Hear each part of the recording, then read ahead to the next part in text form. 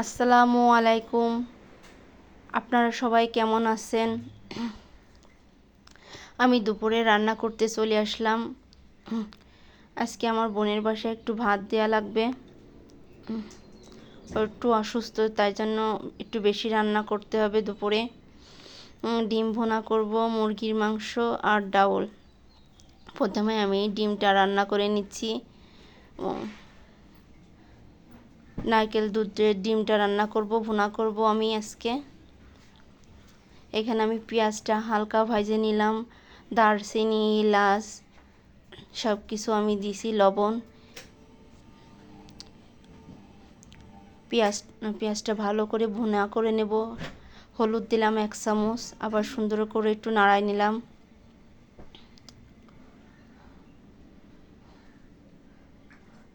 এখানে আমি পেঁয়াজ দিলাম, একটু বাটা আদা বাটা দিলাম, দিয়ে আমি ভালো করে মশলাটা ভালো করে কষাই নেব। আজকে নারকেল দুধ দিয়ে রান্না করব ডিমটা।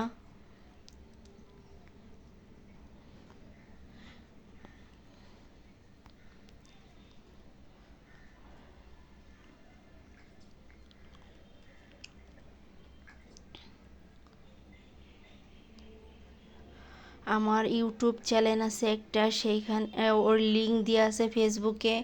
আপনারা ওইখানে যে একটু দেখে আসবেন, কমেন্ট করবেন, আমার জন্য দোয়া করবেন।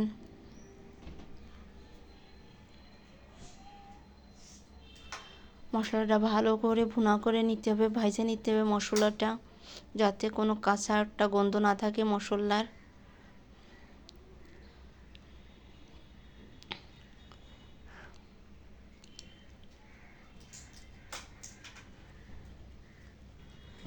আমি একটু সামান্য নারকেল দুধ দিয়ে মশলাটা আবার ভালো করে কষা নেব। শুকনো মরিচটা আমি আগে দিই নাই, যাতে পুড়ে যাবে। এই দুধটা দেওয়ার পরে এখন আমি শুকনো মরিচটা দেব।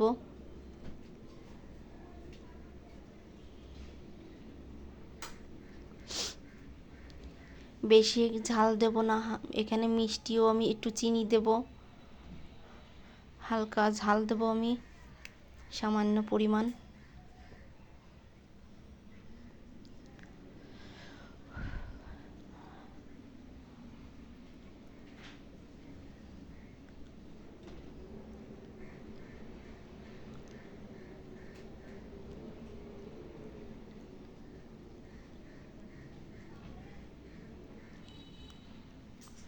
এখানে আমি একটু চিনি দিয়ে অ্যাড করতেছি, আবার যদি লাগে নামানোর সময় একটু দিব।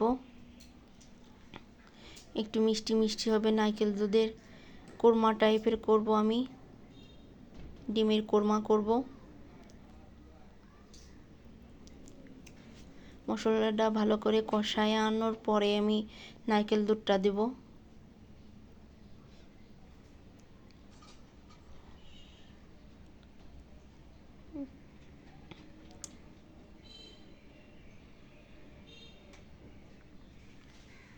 আজকে আমার বোনের বাসায় ভাত দেবো, ওর ছেলেটা অনেক অসুস্থ, হাসপাতালে ভর্তি আছে, এই জন্য।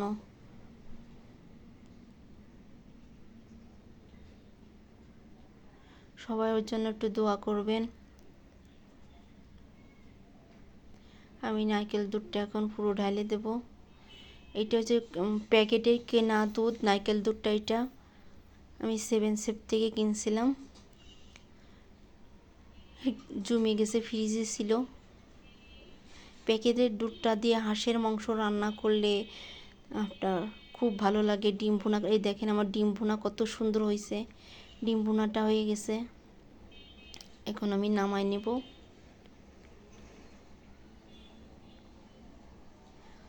আমি একটু টেস্ট করে দেখছিলাম যে হালকা একটু চিনি কম হয়েছে, আমি আর একটু চিনি দিয়ে দিলাম নামানোর আগে আগে।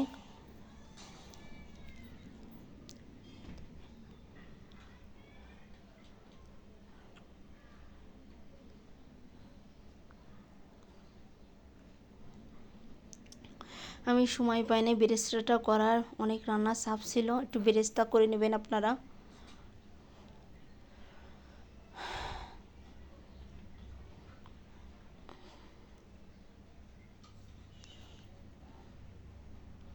এবারে মশলাটা আমি ভালো করে কোড়র থেকেই করে নিচ্ছি।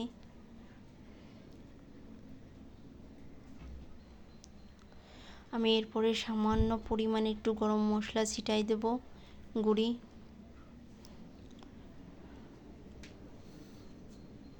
কোরমায় কিন্তু বেশি শুকনো মরিচের গুঁড়িটা দেওয়া যাবে না, সামান্য দিতে হবে।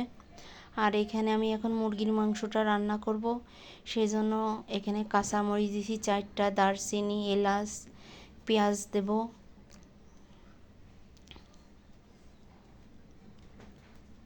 দিয়ে সমস্ত মশলা আমি হাতে সুন্দর করে মাখাবো। আজকে শুকনো মরিচ অল্প দেব, কাঁচা মরিচ আজকে আমি মুরগির মাংসটা রান্না করব।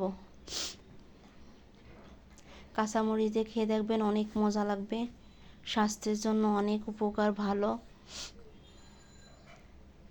আমি বেশি করে কাঁচা মরিচ দিয়ে দিছি। এখানে 1 চামচ হলুদ গুঁড়ি দিলাম।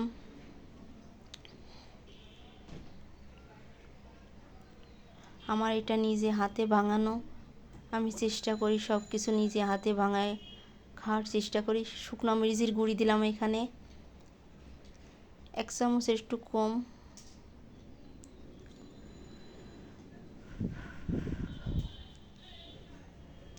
লবণ দিলাম আমি এখানে 1 চামচের একটু বেশি দিলাম। আপনাদের আন্দাজ অনুযায়ী দেবেন, যতটুক লাগে পরিমাণ মতন, মাপ মতন দেবেন আপনারা। এখন আমি মশলাটা ভালো করে হাতে মাখায় নেব। লাস্টে মাখানোর পরে আমি মাংসটা দিয়ে আবার মাখাবো। আগে যদি মশলাটা সুন্দর করে মাখায় নিন, তাহলে মাংসটা অনেক রান্না করা ভালো হবে। এখানে আমি আদা বাটা দিলাম আর পেঁয়াজ বাটা। পেঁয়াজ তো কুচি তো দিছি আর বাটাও দিছি আমি এখানে। এখন মশলাটা ভালো করে মাখায় নিতে হবে, হাতে ভালো করে মাখায় নিতে হবে সুন্দর করে। আপনি মশলাটা যত ভালো মাখাইতে পারবেন, মাংসর টেস্টটা তত ভালো হবে। একদিন এভাবে কাঁচা মরিচ দিয়ে মাংস রান্না করে খেয়ে দেখবেন যে কতটা সুস্বাদু। আমি নতুন, আমাকে একটু সাপোর্ট করবেন, একটু ভালোবাসা দেবেন। দেখেন মশলাটাও কষানোর জন্য কতটা কালারফুল হয়ে গেছে।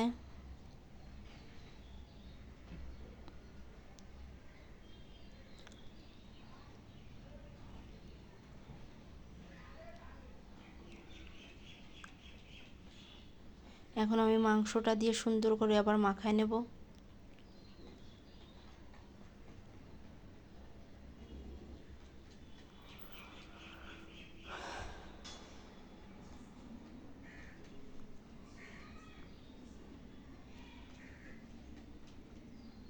এখন মাংসটা সুন্দর করে ভালোভাবে মশলার সাথে মাখাইতে হবে।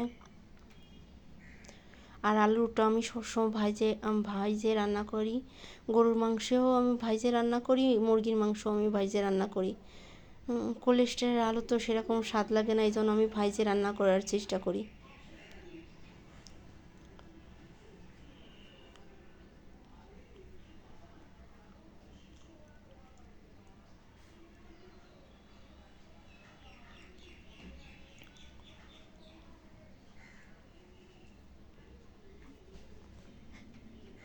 এখন আমার মাংসটা মাখানো কমপ্লিট হয়ে গেছে। এই দেখেন আমার মাংসটা রান্না করা শেষ।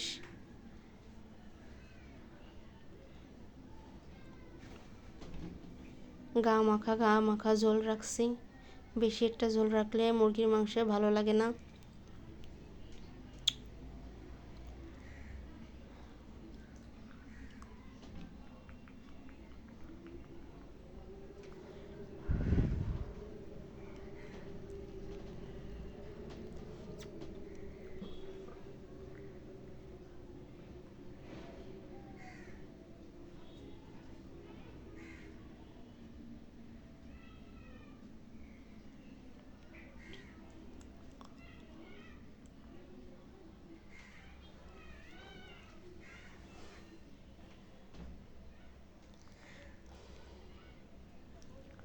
এখন চুলোটা আমি লিভাই দিছি, এখন আমি মাংসটা নামাই নিব।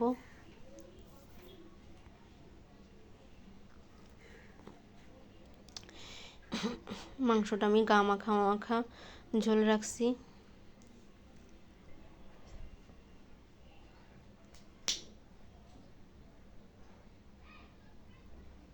এখন আমি গরম মশলাটা ছিটাই দেবার পরে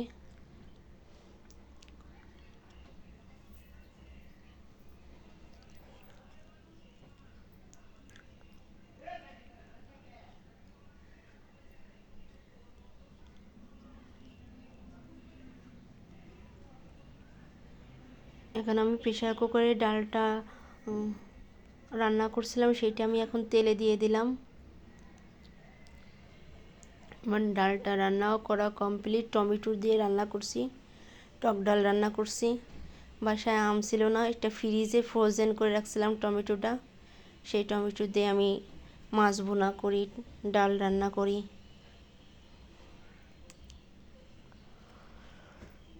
প্রেসার কুকারে ডালটা রান্না করলে সময় খুব কম লাগে, এই জন্য আমি প্রেসার কুকারে চেষ্টা করি। 2 রকমের ডাল দিয়ে রান্না করি, মসুরির ডাল আর সোনা মুগ ডাল দিয়ে আমি রান্না করি। এই দেখেন ডালটা আমার রান্না করা কমপ্লিট, কত সুন্দর হয়েছে। সবাই আমার জন্য দোয়া করবেন, একটু ভালোবাসা দেবেন।